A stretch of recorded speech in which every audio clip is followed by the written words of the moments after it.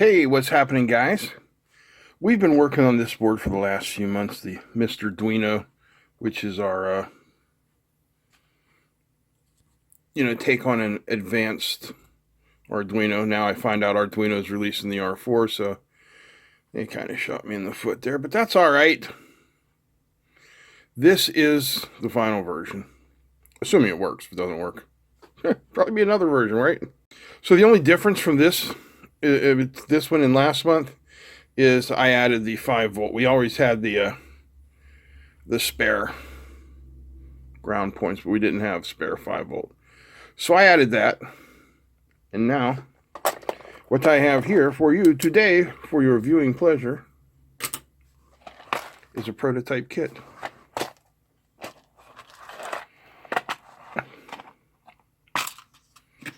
So assuming, once again, everything works, I'm going to make these kits available. Currently, at Mega 328, basically the Arduino, the heart of it, the microcontroller, are like 20 bucks a piece right now. I mean, I can probably get them down as low as 15, but it's still really expensive. So when we market this kit, which won't be until next month, probably, I'm going to go with 2 versions. You're going to be able to get one with the Atmega and then one where you source your own. So if you want the one with the Atmega, it's probably going to run you about $30. If you want one without, probably going to run you $10. So, there you are. We're not really making any money off this. Enough to cover the shipping parts. Just having some fun. So, in the kit, what you get? Well, hopefully you get everything you need to make this. And that's what we're going to find out here by building this together. We're going to find out if we have everything we need. And the first thing I want to do... Yeah, I don't like that footprint, but... Shoot.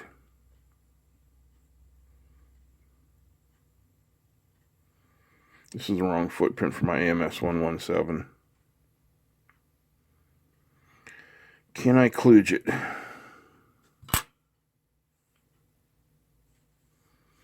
Shoot. Well, I ain't proud of it, but it'll get us through today. Don't worry, we'll get the right footprint for when we actually market these. Okay, that was fun. Yeah? Alright, so now we'll put in our current limiting resistors. 1, 2, 3, 4, 5. And of course, there are actually 5 in my kit. Good. That's not bad.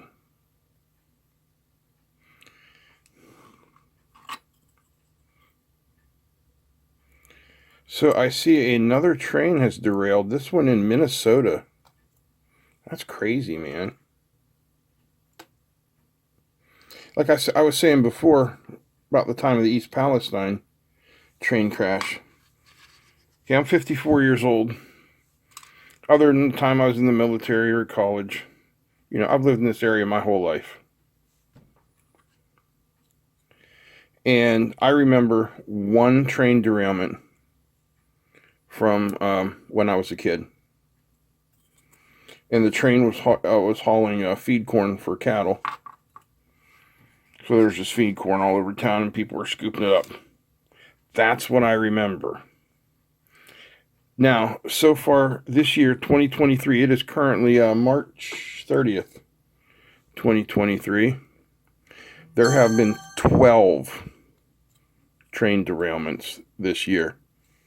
And it's not even, not really even spring yet.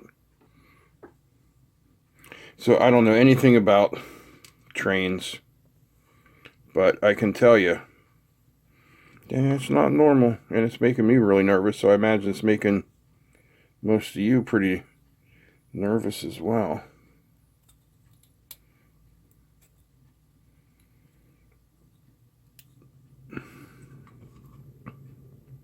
And You know, what, 2 days ago, 3 days ago, there was the school shooting in Nashville.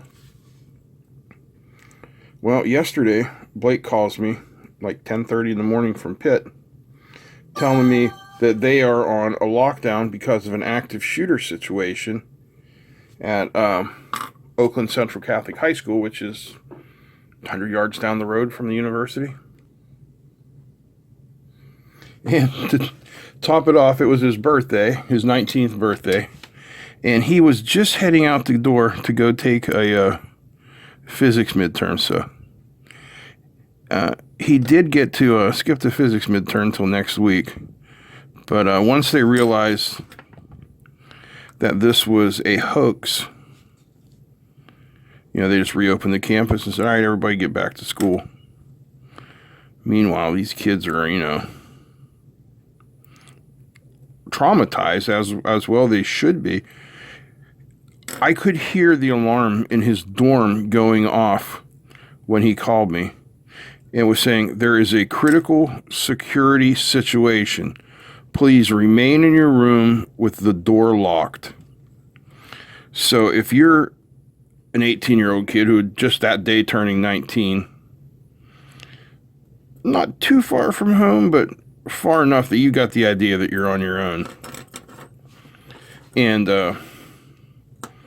you know, you're hearing this crap about an active shooter. And that's as far as I'll go with that. Well, I will say, it turns out it was a hoax. It looks like it was a computer-generated voice, and it happened in multiple places in Pennsylvania yesterday, so that's interesting.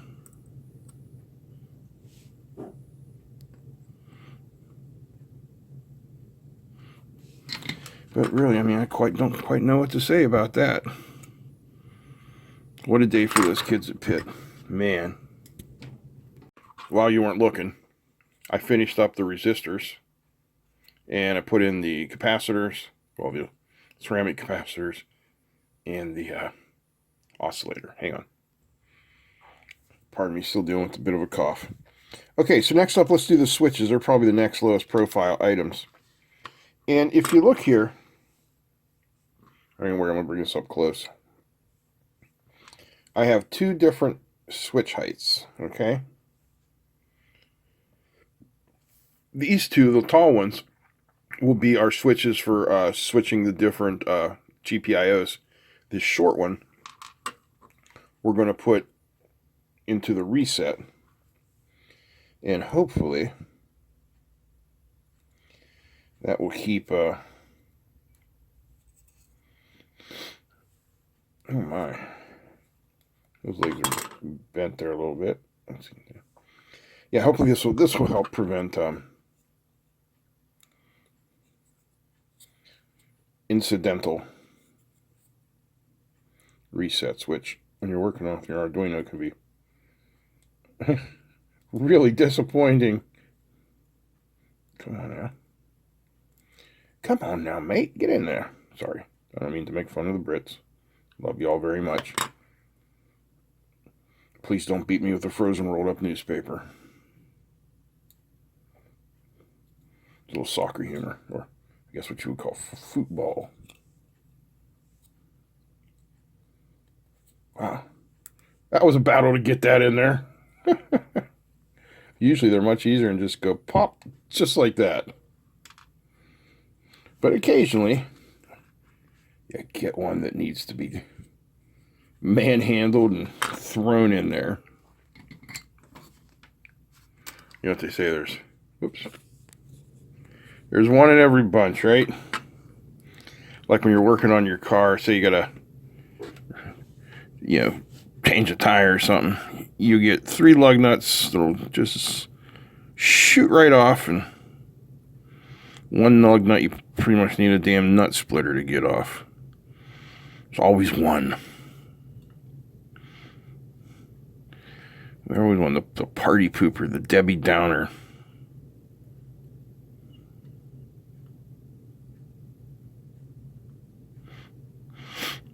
So while I was soldering in those capacitors in the crystal, I was on the phone with Blake.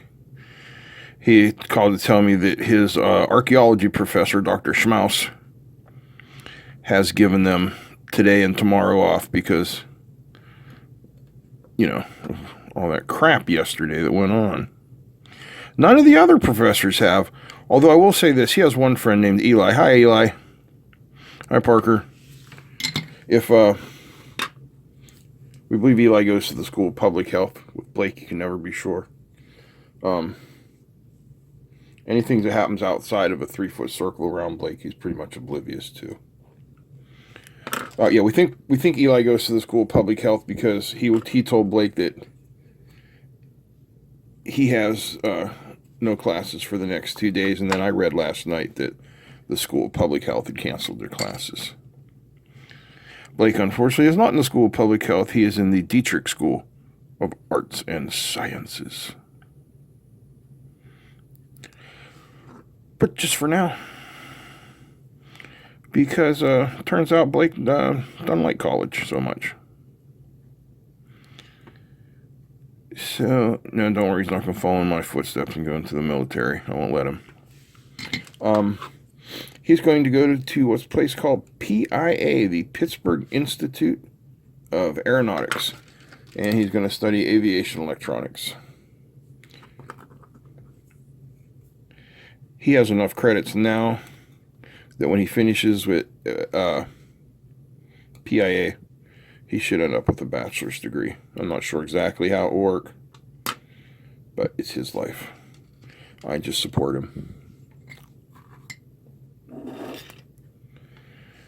Because that's what our kids need. They need our support.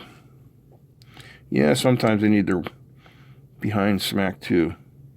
But in this day and age, with what they've gone through, let's see, how long did I go to school? 12 years? You want to count 2 years in Navy schooling, that's 14, plus another 6. So 20 years of schooling in my life, almost half my life of education and training. I was never once afraid for my life in school. Never once. Never. And that's what kids have to deal with today, and that's a shame. All right. Next up, we'll put in the IC socket. We're getting down here. The goal is to have an empty box and a fully populated board.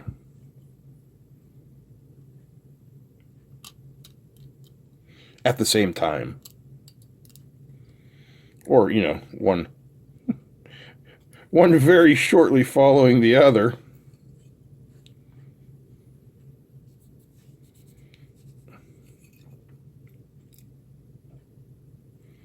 Why are you being difficult down here? There we go. Come on, get in the hole. Get in the hole. The hole is your home. Don't you want to go to your home?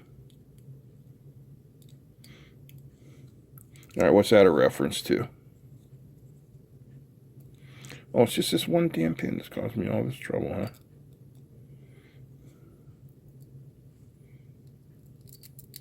Oh, you gotta be kidding me. Come on. Because you know that when I put this kit together last night in preparation for making this video, I tested that everything fit. And it did.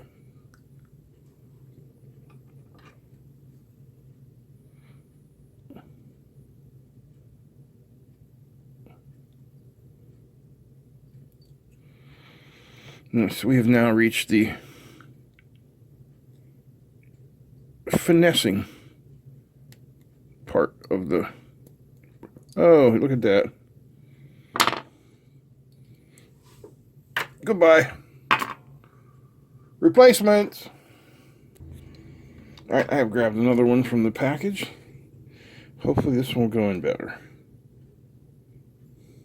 Perfect. I really don't know what was going on with that other one, other than maybe it got bounced around in the package or something, or in this box here, and it did itself wrong.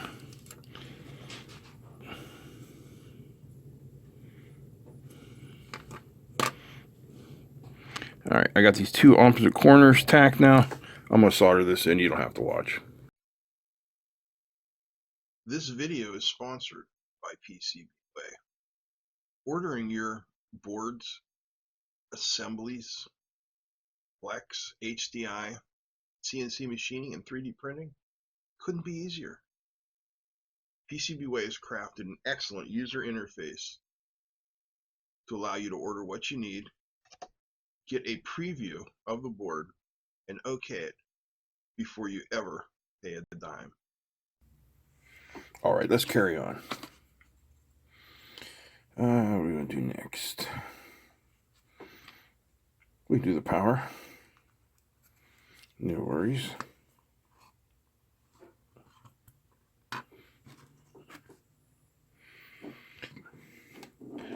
These have the large holes, so they do take a bit more heat and solder than the other ones we've worked on, but yeah, it all solders the same. I guess, oh, I'm going to burn myself. I guess what I'm saying is don't get yourself bent out of shape because the holes are big and you need to use more solder. Just do the techniques that you've learned, you've been practicing, and you won't have any trouble at all, I promise. It solders just like anything else. Let's see if I can come in here and get you a good close-up. There we are. I'm using a conical tip, so I turn it a little bit so I can get more of the tip on there. I'm contacting.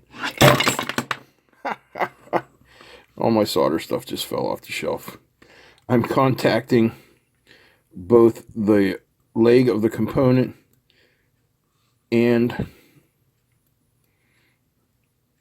you know, the area around it, the VO. Sorry about that. Knocking that off the shelf. That's good. All right. Well, next up, I guess we can put in the first of our female headers here. And this is the one for the LEDs. Come on, focus. There you go.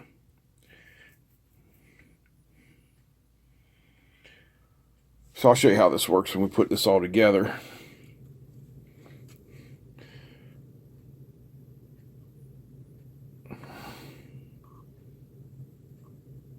It can work. Maybe. We're certainly going to find out, though, aren't we?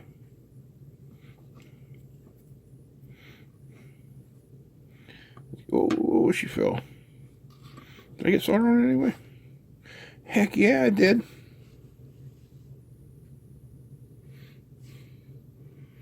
Now I could claim professionalism, and that was exactly what I meant to do. No, I just got lucky. Which for me is a miracle. I almost never get lucky. Well, I mean, there was that one time I gave that girl a bottle of water. Yeah, she went out with me. I guess you could say I swept her off her feet. All right, little jokester. You got to have the humor, you know? You got to have the humor. All right, let's do LEDs. We'll just keep chugging up the board, right? You will get 5 LEDs with your board. You may specify the colors that you will receive. Whoa, almost lost one. Looks like Butterfingers today.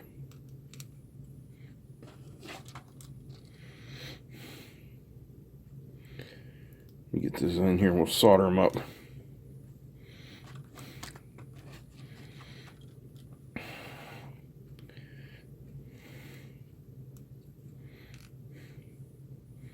All right.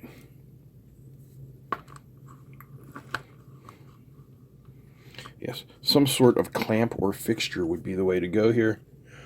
But I'm doing it the hard way because I know there's some of you out there that don't have a clamp or a fixture. And you know, you might be thinking, well, I can't do this stuff. Yeah, you can. just find a way to hold what you're working on. Start with the smallest components, work up to the large. That way you have the advantage of flipping it over, and things shouldn't fall out. We won't say they won't fall out, we'll just say they shouldn't. See, now they're all gespinto, but we're going to take care of that because we've only done one leg. I guess I'll have to start on this end. That one's good. That one's good. This one, not so good. That's better. This one, we'll get her in place here. Very good. See, by doing one, it gives you the opportunity to straighten them out if things don't go the way you were hoping they would. If you do them both at once, well, then you pays your money and you takes your chances.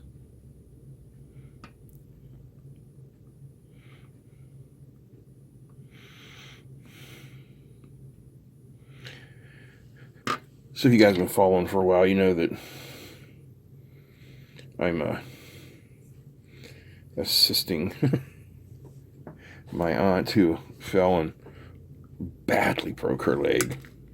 Well, she is assisting her aunt, who is my great aunt, also my godmother, who's in a nursing home. Well, great aunt in the nursing home never took care of any household stuff her whole life. Her husband did it all. He's gone. So she has had to do it, but unfortunately, she is, like I said, in a nursing home. So broken leg aunt is her power of attorney.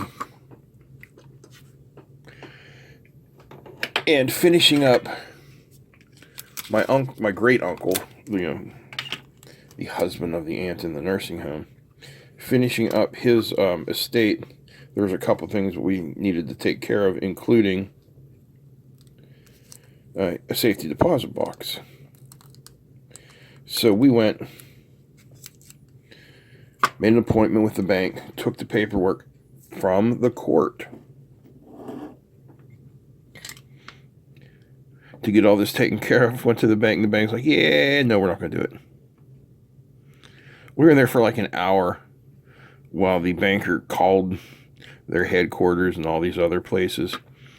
And their legal team told them it was up at their discretion as to whether or not they wanted to accommodate us. And all my aunt was trying to do was transfer an account that had been in my great uncle's name into my great aunt's name, and to find what was in the social, or the deposit box, you know what I mean. So my aunt was getting frustrated because she's just trying to get all this stuff done to help my great aunt out, and here we go to the bank and they're just completely unaccommodating. So when the lady's finally like, yeah, we're not going to do it, my aunt started to get upset. I'm like, don't worry about it. I said, we'll go back home. We'll call the attorneys handling this, and we'll have him go to the probate judge and say, hey, judge, these people went to the court or went to the bank, and the bank, they ignored your order. I said, I'm sure we'll hear something back from the court. And my aunt's like, you think so? I'm like, oh, I'm pretty much certain of it because, I'm no lawyer, but if the court tells you to do something and you don't do it, I think they have a word for that. Contempt of court. Judges hate that. So, them not wanting to play ball is only going to hurt them, because they're going to end up getting a nasty letter from the judge, or even worse, he could, I guess, call the branch manager into court. I don't know how that would work, but I was telling my aunt, there's no reason to get worked up over this. You have a court order. You have the power of attorney. If the bank doesn't want to do what the judge told them to do, then that's their problem. Why did I bring that up? I don't know. I'm just looking for things to talk about while I'm soldering. Normally, if I was soldering without you guys here, I'd have some music on, but can't do that because I don't want to get a copyright strike. I have enough problems with this channel and money. By the way, thank you everybody who has reached out to offer support and help me out while we're trying to get this mess alleviated. I'm not going to go into what all of it is. Just thank you to everybody who's helped. Hopefully, by next month, I can get out of the situation and back to earning money here. If not, well, then you're certainly watching some of the final videos for this channel. But that all depends on, you know,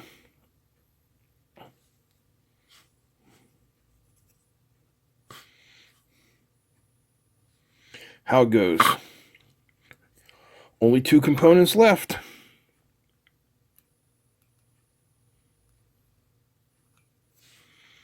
Little electrolytic guy here. I really dislike these tiny little footprints. Pulling out more solder. I don't want a repeat of what happened earlier, so I'm just being careful not to pull anything off of there.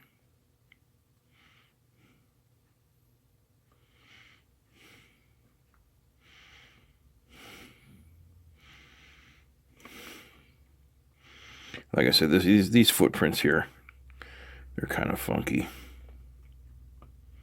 But we do what we can. Yeah, it's in there enough. Maybe I'll change that footprint for the boards when they go on sale next month. But I don't know. Maybe I'll leave it something something challenging, you know.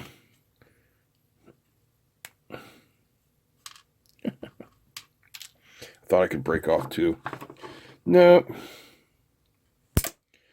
Not today. Not today, Paul. There's our serial programming. And that should be the end of it, right?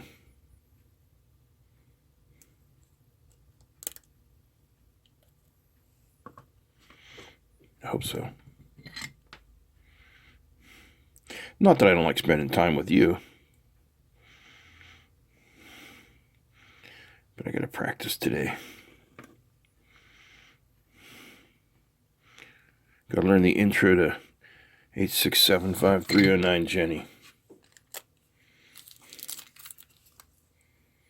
All right, I think that's it, man. I think she's good to go. All right, we are down to the final component.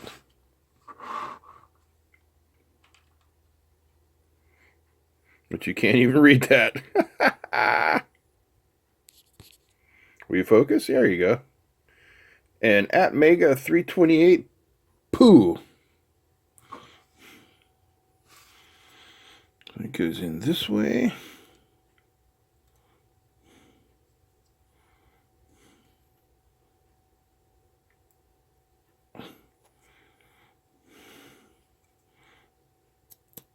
You want to take your time when you're putting ICs in their sockets. You're going to need to spend a little time developing a feel for, you know, how long it takes and whatnot, or how much pressure it takes. All right, let me it's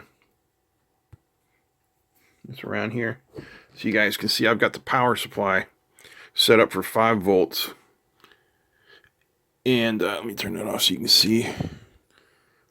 300 milliamps. That way I can watch if anything goes, you know, sideways when I plug her in. All right, let's I have to swing over here. I'm running out of room over there. Here we go. What do we get? Fire it up.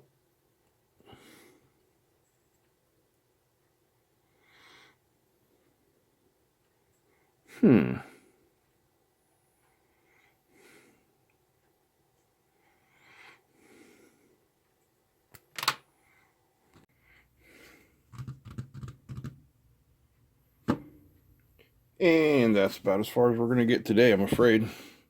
Because I tried to give it a little test-a-rooney here. No, that's the wrong cable. Anyway. I think that wrong footprint on the AMS 1117 is the problem.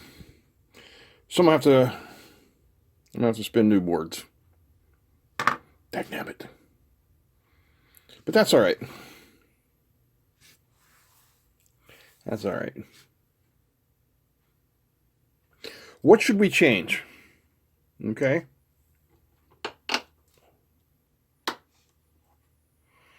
Should we move anything anywhere? What should we do? How should we make it better? I want your input. Tell me. And don't tell me something stupid like, make it work next time. That is my intention. Alright guys, if you enjoyed this video, I hope you'll give me a thumbs up. Feel free to comment, share, and don't forget to subscribe. Big thanks to all the patrons. Big thanks to you guys for watching. And a huge thanks to my friends at PCBWay for making these videos possible for you and for me and for everybody. That's it. I'm out. Peace.